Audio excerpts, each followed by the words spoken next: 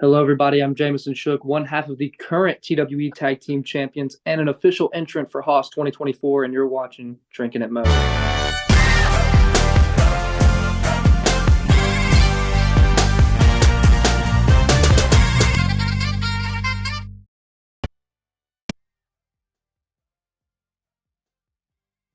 All right, everybody, taking time out before we get this show started. I want to thank Reaper Apparel for having Drinkin' Mo's be a brand ambassador for their clothing line. They got good stuff. They got t-shirts, they got hoodies, they got beanies, they got lots of great stuff, encouraging everybody to break out of their comfort zone, live their best self, and hey, it's something I try to live every day. Now, be sure when you go and you're filling out your order, use the code Drinkin' at Mo's, get 10% off, and the link and the code will both be in the description. Let's fucking go. All right, everybody, welcome Drinkin' at Mo's. Big Mo here. You know the drill by now. YouTube, like, subscribe, share, comment, all that good shit, because YouTube algorithm, that thing is a pain in the ass.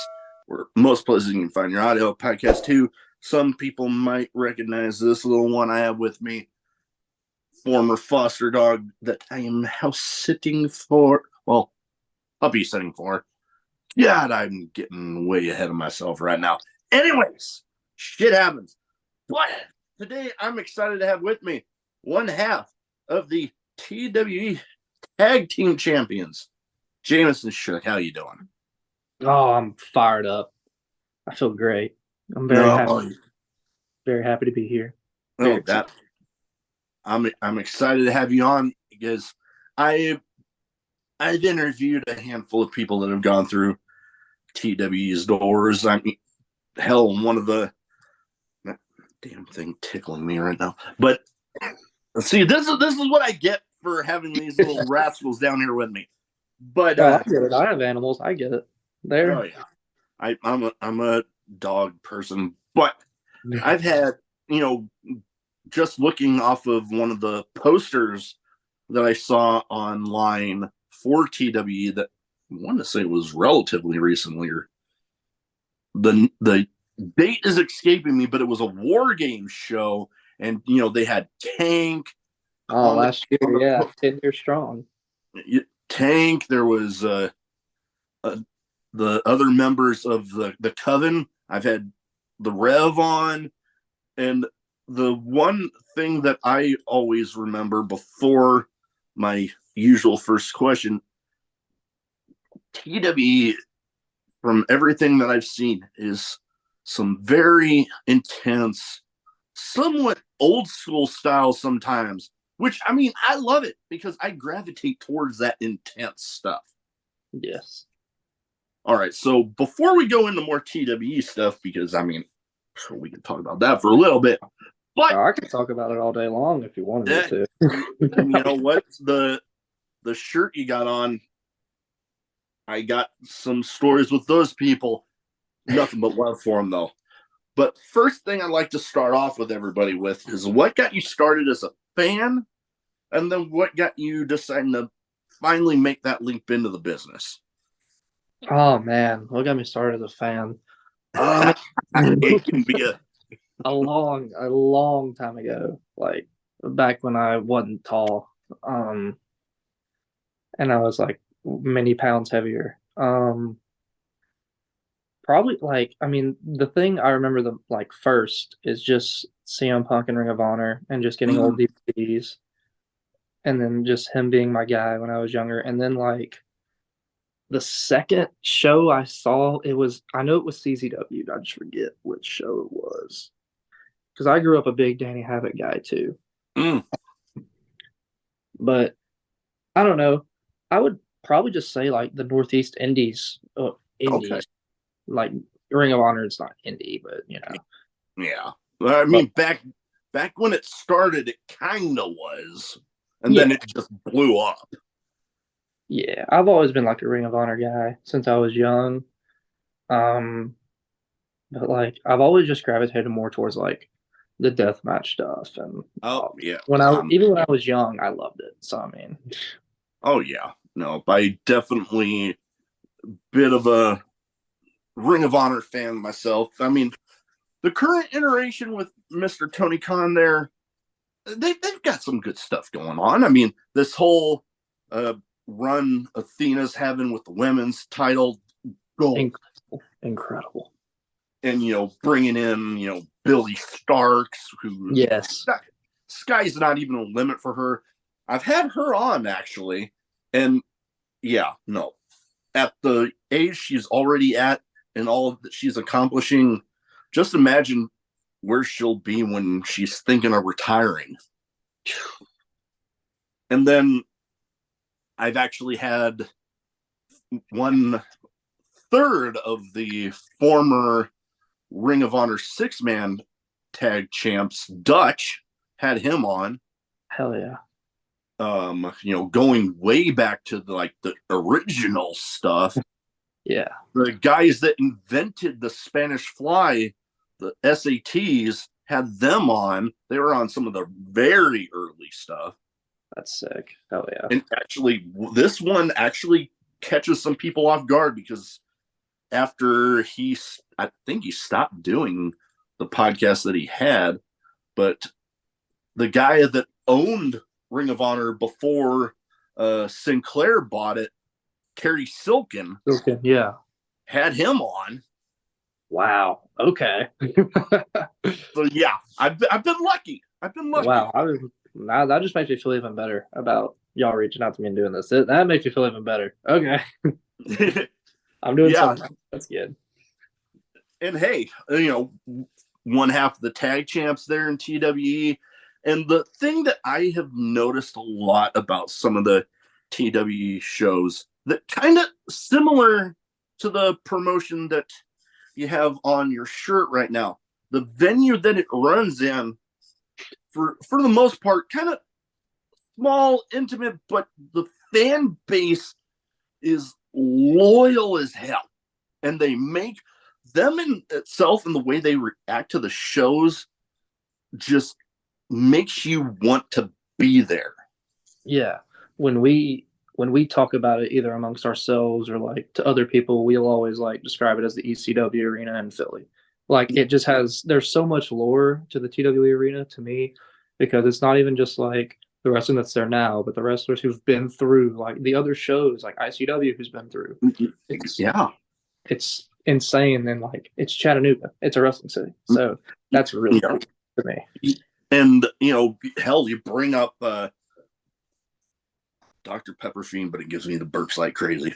But the thing that I remember when it comes to ICW and the TWE arena is some of the first shows I ever watched when I was finally getting an IWTV subscription, because I just saw the name of the show. It was like Pit Fighter or something. And then I'm like, okay, that piqued my curiosity. And then I went and I watched it. And I'm like, holy yeah, this is amazing. And then, getting to watch some of the actual TWE shows, it's like, yeah, I can definitely get that, ECW arena vibe from it with the audience. They're there all the time. And, some of the people from the ECW arena you'd see in some of the old matches there, they would be sitting in like these same spots every single time. Like a Straw Hat Guy. Yeah, Straw Hat Guy. Straw Hat Guy. That's Straw Hat Guy. Was the one I was thinking of. Always had the Hawaiian shirt. I forget the other guy's name, but always wore like a death metal shirt. I forget the other guy's name. Yeah, I'm forgetting myself. I know the guy with the straw hat and the Hawaiian shirt for some reason made me think of I think it was Jericho talking to I think it was Suge D and calling him Pineapple Pete. Yes. it reminded me of that. Yeah, with the Hawaiian shirt. Yeah. Yeah. We definitely have some of those fans at our shows. Like we call him Papa Hills. He'll always sit in the far right corner or far left corner, the very front row, hard cam side. We have a crazy grandmother who likes to fight people, fighting Granny. She Love will it. always sit right in front of the ramp. She will be the first person you see when you come out of the ramp, and if there's no security guard, you're screwed. But yeah, we definitely have some of those people, and I like it because it just adds to like the lore of the place. And Oh, most definitely. yeah, Oh yeah, most definitely. I know here local. I mean, with the schedule that I've been keeping with this podcast, sometimes I miss shows here or there. But I was thankful enough to go to a show within the last couple of weeks where the big match was one of my good friends against Mike Bennett. And man, my whole goal whenever I do go to shows is I'm that fan that loves to try to get somebody to crack. yeah, Whether it be the referee, ring announcer, photographer, whatever. I want to get somebody to just crack up at something I say. Sometimes I've had it happen where the show hadn't even started yet. And I'm like, yes, already done. But that Mike Bennett show, I actually got him in his match because there was like a slow moment, one of those that they're coming down off of a high intensity moment. They're having a little relax, catch their breath. And I just yelled out, ah! And he busted out laughing. I'm like, yes. I've had those moments myself. God, probably my most famous one. We were at ICW in Chicago. Yeah, Chicago. Um, John Wayne Murdoch was making his entrance, and I just remember it. I wasn't even thinking about it. I just started like pointing like this and just screaming at the top of my lungs, "That's God, everybody! That's God!" As he's walking out, and then he cracks. He points at me, smiles, puts his head down, starts shaking his head, which then culminated at a pit fighter show with him hugging me at the bottom of the ramp, which was hilarious. Nice. I definitely had other ones where I've gotten the ring announcer. The first time I got the ring announcer with this one was hilarious because the one of the promotions here in Omaha, Nebraska, they have a sponsor called Ricky Rooter, and their whole catch thing is when things get icky or sticky or one of the whatever, but rhymes with just call Ricky. But before he gets out, just call, I yell out, don't call Ricky. And the first time he just busted out laughing like, oh my God. And now every time they point at me and like, just call. And I'm like, haha, got you again. But yeah, I'm that type of guy just because, going to the shows is entertainment enough, but getting to have that interaction with the wrestlers is something that, while going to a live Dynamite or SmackDown or whatever it might be, while it's cool getting to see the whole production of the, national TV shows, unless you're incredibly lucky, you don't get that sort of interaction at Yeah. those shows. And hell, at the independent shows, you're spending more than half less that you would to sit just as close. Oh yeah, absolutely. And like as a wrestler in my own experience, I enjoy it more when people will yell at me. And I've had a match where literally like 5 minutes of the match was me having a conversation with a crowd member because they were yelling at my opponent, "Watch out, he's gonna do this." And I was just, all right, tell me, what am I beating him with? What am I gonna do after this? And then I ended up like beating the person with that move. And gave the person again just a big old hug because it was funny. that would, oh man, I got the image in my head now. But okay, little puppy over here is acting a little hyper. Anyways, getting to the promotion that you have on your shirt right now, they have been incredibly good to me. Like Oh yeah, I've literally lost. Okay, see, about knocked over my damn stand.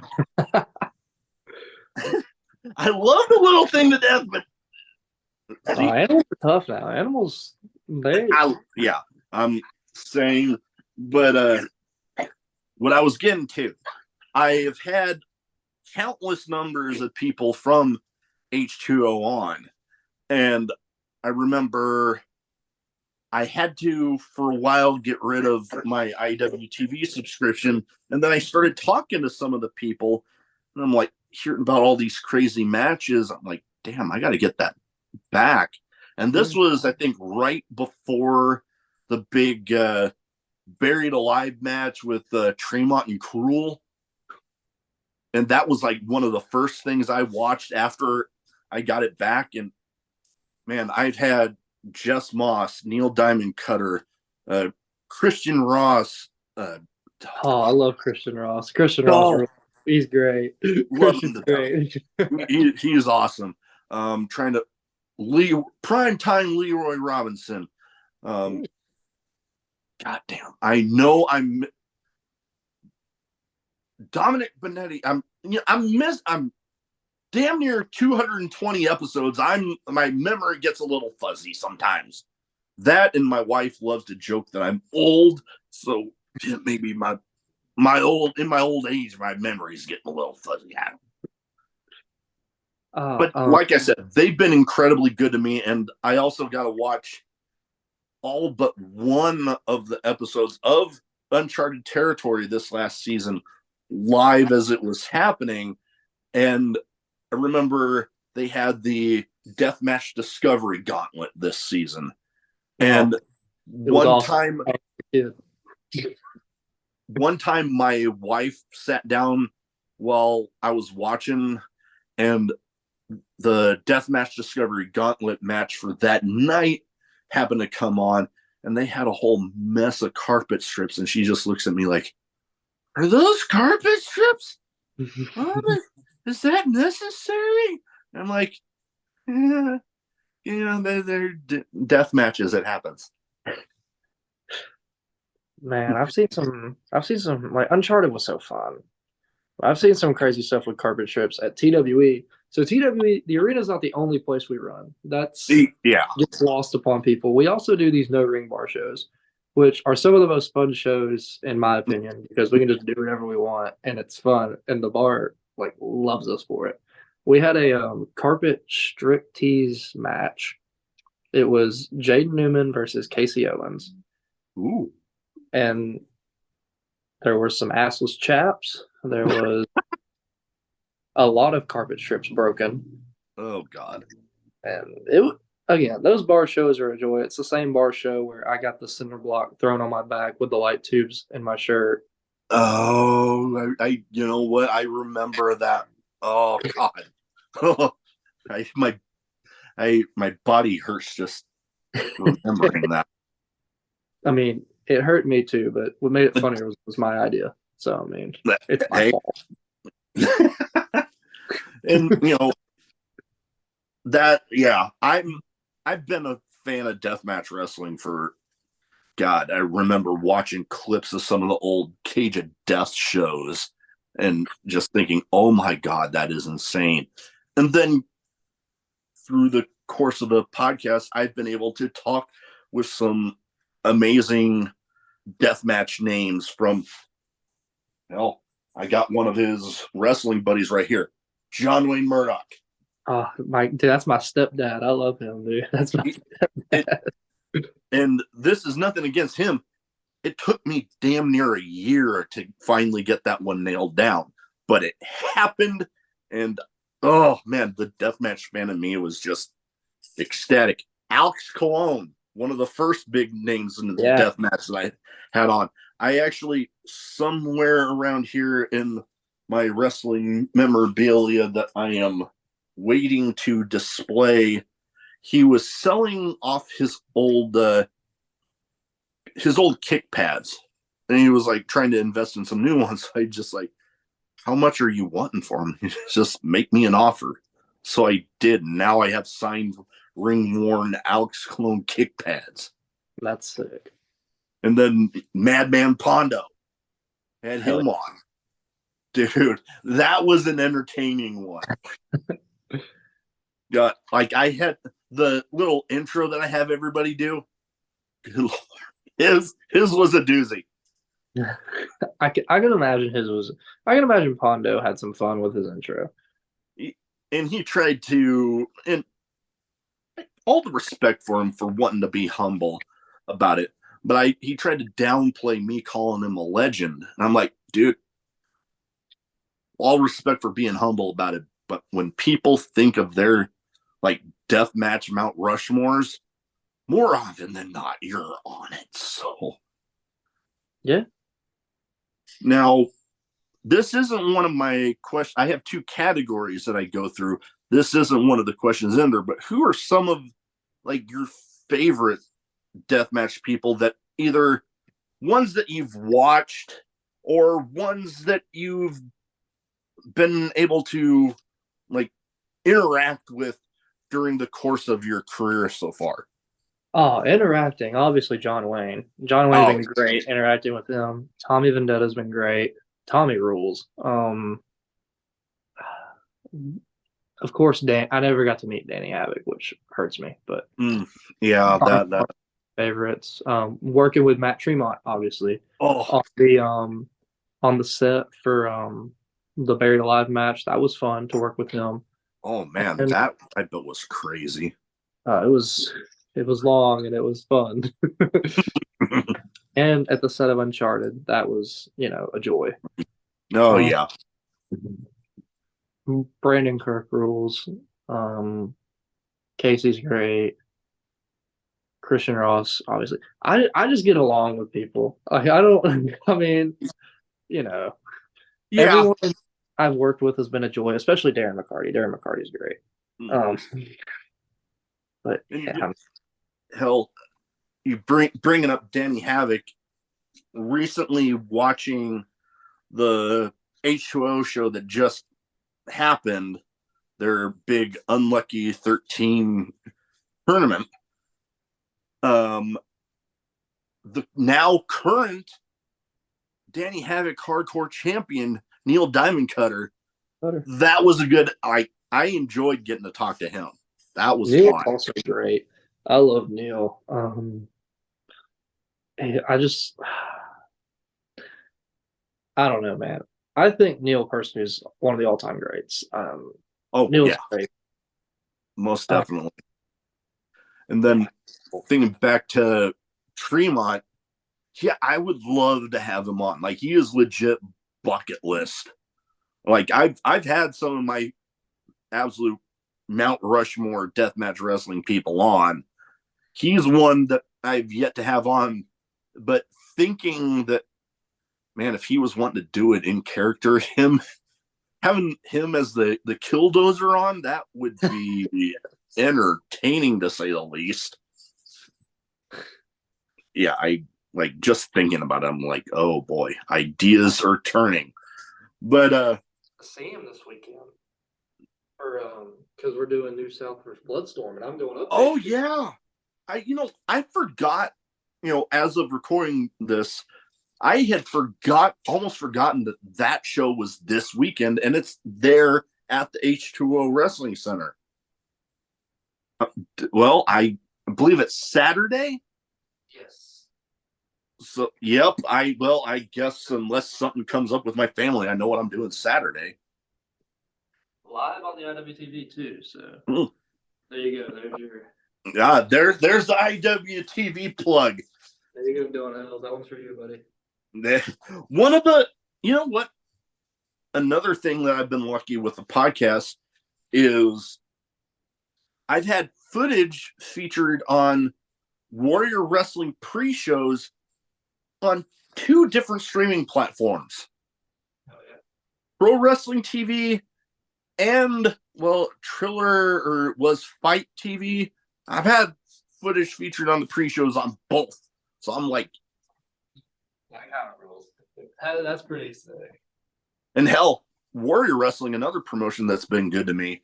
I've actually been invited to when they had their St. Louis stop back probably a couple of years, little over a year ago now. I'm memory's fuzzy on that one too.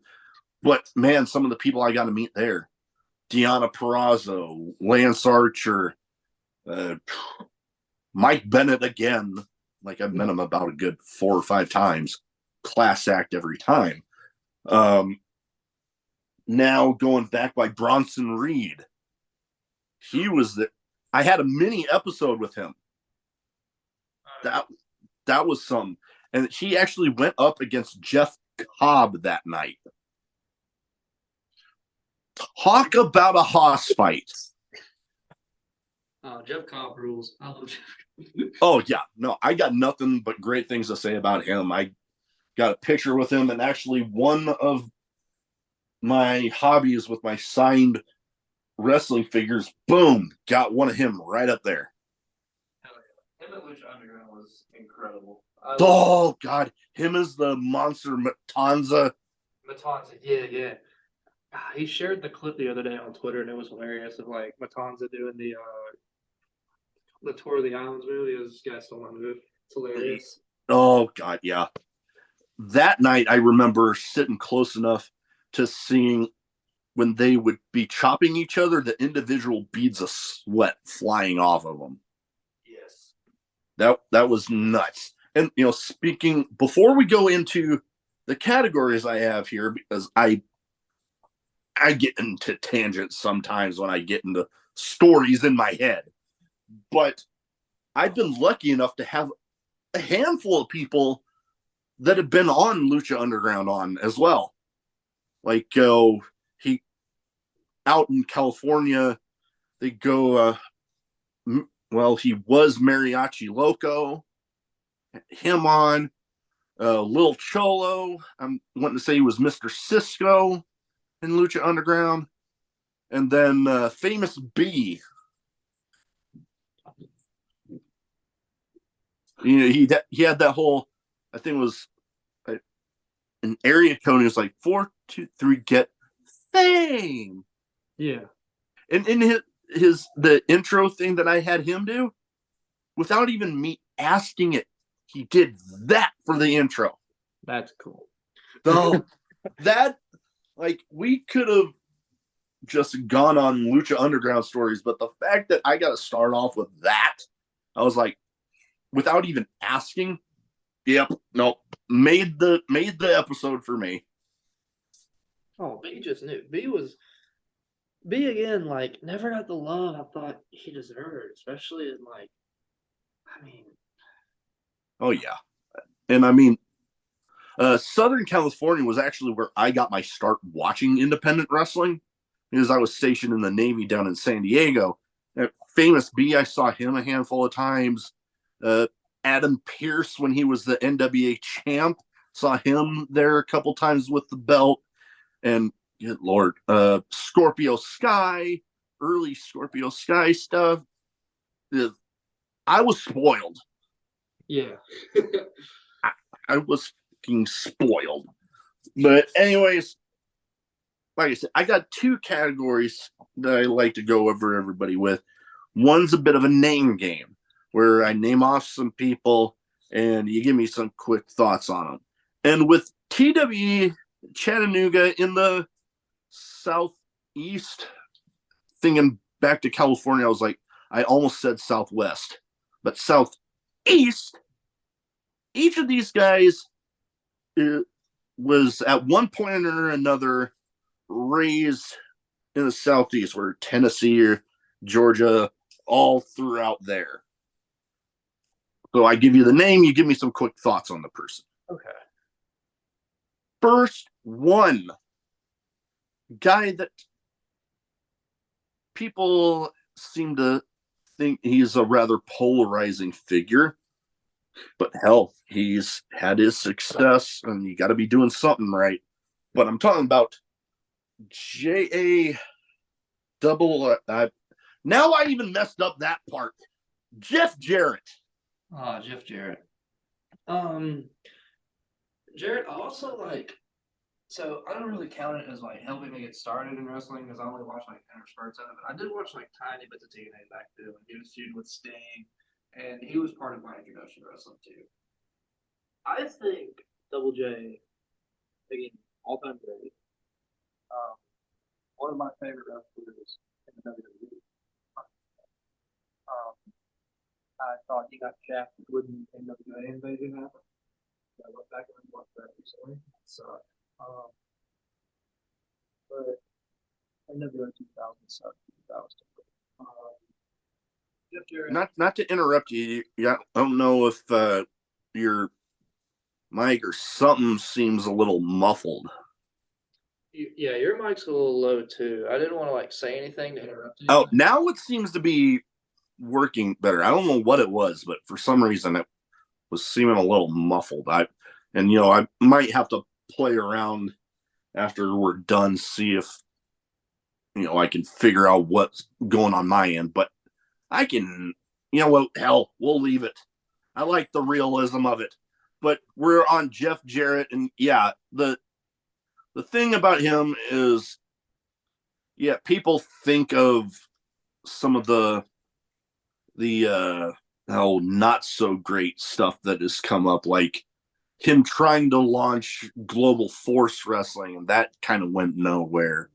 But then you think of, he literally, along with, I believe it was his dad, launched TNA, and yeah, there was points where people thought it was on its deathbed, but they're still around and kicking. And if you ask me, one of the most criminally underrated national TV pro wrestling products out there right now.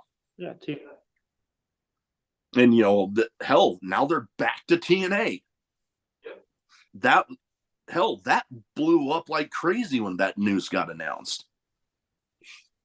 All right, next up, two guys considered probably, going along with tag team wrestling, often by a lot of people considered some of the best currently out there. FTR. They're the best tag team right now in the world, by far. No, yeah. And it's something special with them because, there's a lot of great tag teams that it's like, yeah, when they're together, they're awesome, but it seems like something seems to somewhat fall apart a little bit when they get into the singles aspect. But those guys, dude, hell, I remember, I think it was Dax, literally on Fightful, I think it was last year with the awards, literally got male wrestler of the year as a singles guy. And it's something special when you can get people together that are just as great of a tag team as they are separate. Yeah, and like what showed me how great they were is when they had that singles match in the Owen Cup. Yeah, against each other. Yeah. And it was like, well, they've got chemistry. So obviously they're the best going right now. They've got some of the best chemistry. Probably the best finish for tag teams. Oh, yeah. Oh, yeah. All right. Now, this next guy, the thing with him, people were a little confused on this whole WrestleMania situation with him. Supposedly giving up his spot, and then now he's back in it. The American Nightmare, Cody Rhodes. So, I love the finish your story stuff. However, I'm not a big Cody guy personally, but I understand why people love him, and he's a good wrestler. He's a great wrestler. I personally am not a big Cody guy. But, yeah. No, and that's the lovely thing about pro wrestling is it's subjective. Everybody has their people they like. Everybody has their people not so much. And you know what? The lovely thing about that is nobody's wrong. Yeah. That's how they feel about it. My whole thing about the the whole finishing your story thing is, it kind of makes me feel like the whole Veer is coming thing is like, well, just fucking do it already. Yeah, it's dragged on way too long. And I get like long term like storytelling and stuff like that.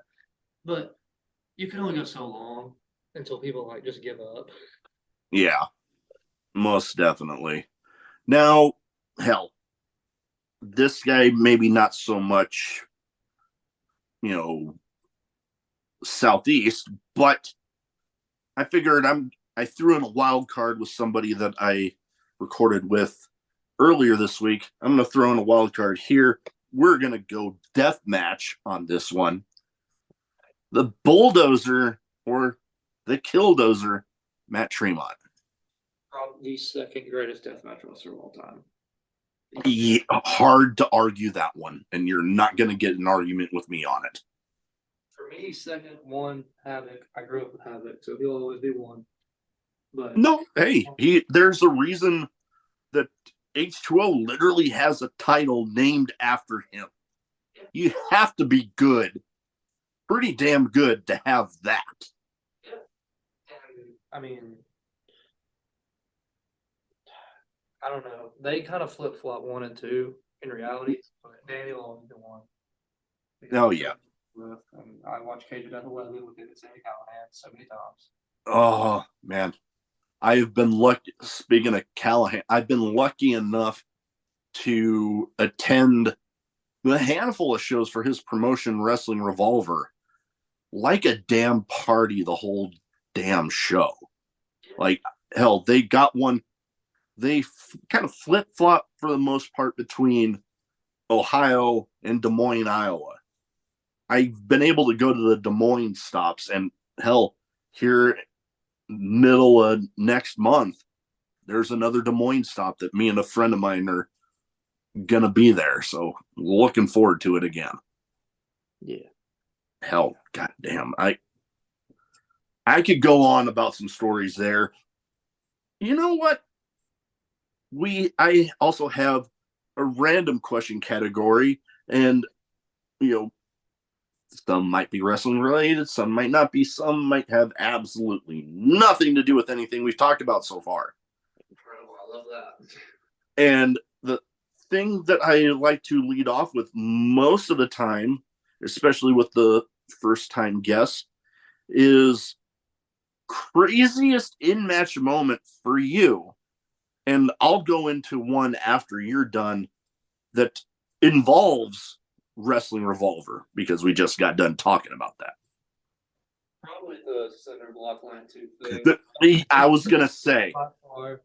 That's probably the craziest thing I've done. Or my first Fosbury flop I did. I thought I was just gonna die, so I grabbed I really shouldn't have, and it turned out right. But it was cool. I mean, but definitely the walking light too. Yeah, that would be hard to beat. Like my one that happened at a Wrestling Revolver show was actually in a death match with Jake Chris versus Joel Bateman. Ooh, Bateman. I was sitting third row for that one, and it already started off kind of intense because the match before it was a multi-person Monsters Ball match. So there was shit all throughout the ring already. Right. And they were, like they do oftentimes after death matches, go in there, try to clean up some of the stuff. Jake rolls in and is like, fuck it, leave it, let's go. And then it literally ends by them taking 4 folding chairs, bridging 2 panes of glass, and then Bobby Olson rolls in and I see him pull out lighter fluid from his pocket. And they lit the glass on fire. Hell yeah, dude. Hell yeah.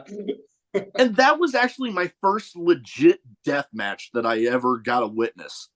Like, and I say legit death match because there's those promotions out there that will have basically anything goes hardcore rules match and slap death match on it.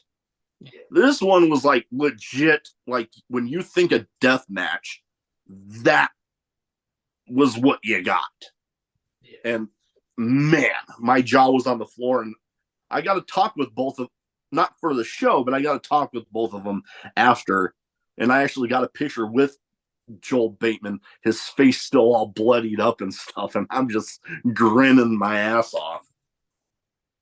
And I like leading that question in, especially at the start, because I love hearing like little stories behind some of them.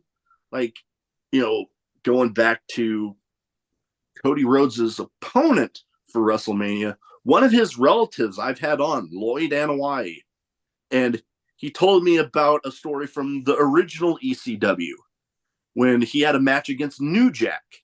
And they were told specifically about not destroying something in the arena. The details, the exact details are a little fuzzy right now. But what I do remember is at one point they proceed to both go through a wall, and then Paul Heyman yells at them after the match. I believe it because New. Yeah, because I mean, all you got to do is say New Jack, and you know some crazy shit's gonna happen. Yeah. I mean, God rest his soul. He was entertaining as hell.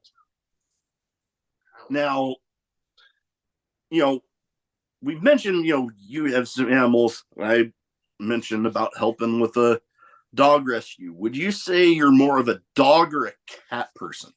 Oh, dog, 100%. Oh yeah, I've always been more that myself, but hell, even currently, my wife and I have both.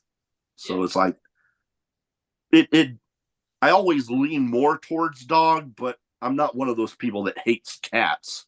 On top of it, Yeah, I have both. I have two cats and a dog. Dog's very old. He's still getting around barely, but we love him. oh yeah, Yeah, and both cats, they just fight the whole time, which I love it. So, oh hell, one of the cats my wife and I have wasn't even my idea to get him. Like I literally came home one night and one of our spare rooms that overlooks the front yard and the driveway was on. And I'm like, what the hell is the light doing on in there? And then I see a cat in the window and I'm like, as I get closer, that cat's fluffier than our two. And then I don't even get 1 foot on the steps to come in upstairs. Light comes on and my wife's like, babe. And I'm like, you got another cat, didn't you? And yeah, she did. And now that cat, whenever I'm laying down, loves to use my beard as a pillow. yeah. Yeah, I don't get it, but hey, he ain't so bad. I'll give him that. Well, next question I have, you know, I mentioned some of the stuff I have behind me here. One of my collections, well, one of them. Behind me is a bunch of my collections from wrestling figures, whether they be signed or unsigned, Funko Pops signed or unsigned. And, you know, growing up, it was always pro wrestling and Ninja Turtles. Above everything, a lot of my Ninja Turtle collection, like all sorts of stuff. What is a hobby or hobbies that you have, if any? Because I know pro wrestling can take up a lot of people's time, whether independent or national TV. Yeah. Um, I've actually taken this year off, but because I have no time on my hands at all anymore. But I used to play inline roller hockey down here, Okay. and that's mostly what took up most of my time before I started wrestling, and then I started wrestling, and that started going down. So like right now, it's just work, wrestling, sleep, eat. That's all it is for me right now. I can understand. I know some weeks with I literally have an episode recording Monday through Friday.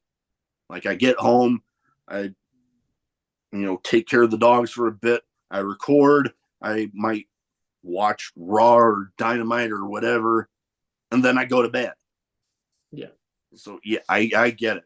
I know for me right now, like I said, some of the stuff I got behind me here. I literally got a signed Funko Pop from Jason David Frank. Like I literally met him and got him to sign it, and he held it in my picture I got with him like one of those morphin things. No, Those that's more and being a big Ninja Turtle guy, you can't see him, but I literally have a Funko Pop signed by the voice of Michelangelo from the original cartoon. And then the first two movies, the guy behind Splinter, one signed by him. So, like I said, I'm a huge Ninja Turtle guy. I'm always looking for more stuff. My wife gives me shit about it, but hey, that's what wives are for sometimes, giving their husbands shit. All right. Well, and kind of video games too. I'm not a hardcore gamer, but I think I just started getting into the Resident Evil series. Have too much fun with that. All right. Next question I have here. I would feel weird if I didn't have this question in here with the name of the show like I have. Favorite drink, whether it be alcoholic or non, or hell, one of each. Because I know there's plenty of people out there that for one reason or another don't drink or can't. so maybe a big CM Punk guy. It's not because I'm a big CM Punk guy. I am just straight edge, just straight up. No, and I got all the respect in the world for people that are straight edge, because it's like if you're committed enough to be able to do that, hey, that's awesome. I got all the respect for that. And I don't have any problem with people who drink. I don't care if you drink, like whatever. Um, I don't know. Probably good Marks. That's pretty good. Marks root beer, I guess. That can't go. I like a good root beer from time to time. I mean, non-alcoholic. Like I said, I'm a bit of a Dr. Pepper fiend. Like hell, one of my other collections, souvenir shot glasses. I'll get up and about trip over. On a recent trip my wife and I went on, we were at the Mall of America, and they had a Bubba Gump restaurant there. And well, I didn't realize they had these, but Bubba Gump actually has Dr. Pepper shot glasses. That's cool. I knew I went to Gumps once, and they had just all sorts of just random stuff. So, No, yeah. yeah. Forrest Gump, one of my favorite all-time movies, and hell, I've been to like 3 or 4 different Bubba Gump restaurants now. And when my wife saw this in the gift shop, my jaw dropped, and I'm like, I have to have that. All right. Now we are getting on the heels of WrestleMania. We got one event before, like in between then and now. Yeah. Everybody has a particular match or moment in the now 40 years of WrestleMania that they consider a favorite of theirs. What would you say is favorite WrestleMania moment?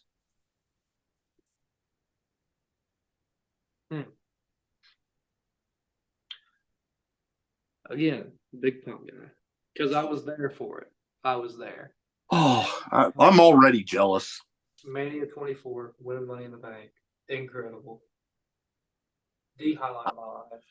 Hey, that would be hard to beat, especially with that connection you have of being there. Like I said, I'm jealous because I have yet to attend a WrestleMania. I want to really bad. I came close to the LA one because all the friends I have still down there. Yeah.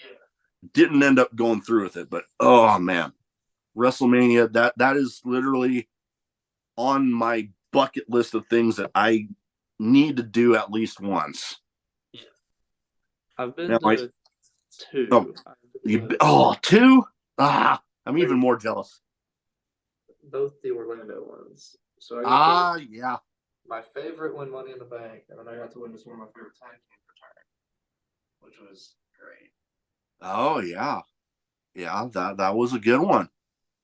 Now, I know for me, one of my favorite matches, I know it's kind of taboo to talk about one third of it, but the triple threat match for the main event of WrestleMania 20, that was literally the first ever pay per view I ever got to watch as it was happening.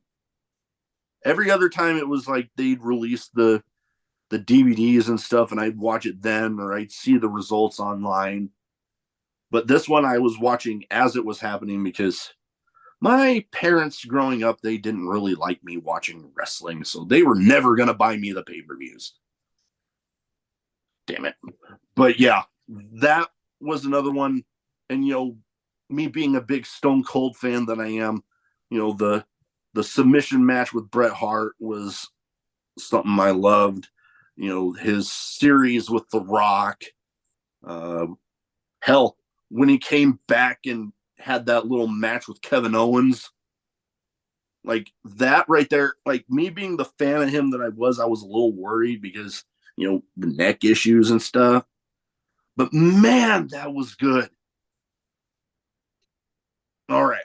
Last but not least, because my dogs are rumbling around, best advice you have for anybody wanting to get into wrestling? Oh man, best advice I have is advice that goes very unnoticed. Be smart on social media for the love of God. Um, it's one thing that I've been told I'm good at with how young in the business I am. Is that I've got a decent social media. Just promote your stuff, get out. Um, just be wise towards the wrestling community because it's not just the wrestling community because people see what you do on social media and you're representing our whole community. I mean, and also for me, I'm representing TWE. I represent Action Wrestling. I represent New South. I represent, in a strange way, sometimes H2O because I've been up there. I've never wrestled on H2O, but I've been in the building. So I mean, No, you represent the company that you keep, whether it be, you're there maybe just helping out with a show. You're not necessarily on the card. yes, But I mean, even more so when you are on the card, when they put their faith in you to do your best for whatever show, and you go and act a fool on social media, you're disrespecting those people. yes. I wish more people would just think about that. Yeah, no, there are definitely those individuals out there that need to heed that advice. We'll just put it that way. Yeah, because it's just like one tweet or one post on Facebook, and you're not wrestling anymore. Yeah, Just be and smart. Love of God. hell, that's been evidenced in the last few years. It might not even be a current thing that you said. Somebody will end up digging up something, and then hell, God rest his soul, Briscoe. Like, Yes. although, like, I'm not saying a bad thing about him because I don't have a bad thing to say about him. But that was the whole controversy, is some past comments that he made. But in his defense, he did do everything to make up for it. Like Yeah, he he did. definitely went and made things for the better. And I was definitely in the crowd that thought that the thing that was keeping him off of TV after Ring of Honor got sold. I'm like, dude, it's one thing when past behaviors are still current, like they're still happening. You're not changing. But if somebody's trying to change for the better and they're making that effort to change for the better, then it's like, come on. It's not like you're condoning things that happened in the past, but he's actively trying to change. Yes. If they're like, if you've done something dumb but you've changed for the better. You've realized the mistake you've made. You've apologized, and you've actively done things to try and make it better. Yeah, I mean, the least you can do is probably give the person a second chance. Yeah. They is, in my opinion, after all the stuff that went down, obviously on social media, so is hands down one of the people young wrestlers should study how to act, either online, in person, on just however, even in a wrestling standpoint, because Jay Briscoe was ungodly at wrestling. He was incredible. Yeah. They are my personal favorite tag team of all time. Oh, right along with me. Definitely. Yeah. So if there's one person to like study for how to take something you've done but make it better or like make it better, Jay Briscoe is 100% the person to study. Oh yeah, most definitely, because yeah, he is the perfect example of recognizing mistakes that were made in the past and not repeating them and doing everything you can to make it better. He definitely did that. And hell, one of the many reasons I have so much respect for him and his brother. Most definitely. Well, before these dogs try to get into something they shouldn't be, where can people find you social media wise so if they don't already have their eyes on you, they can go ahead and get them there?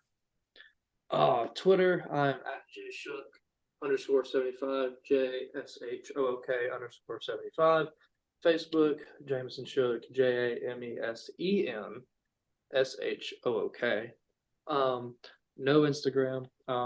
You can find me on IWTV. I'm wrestling every week.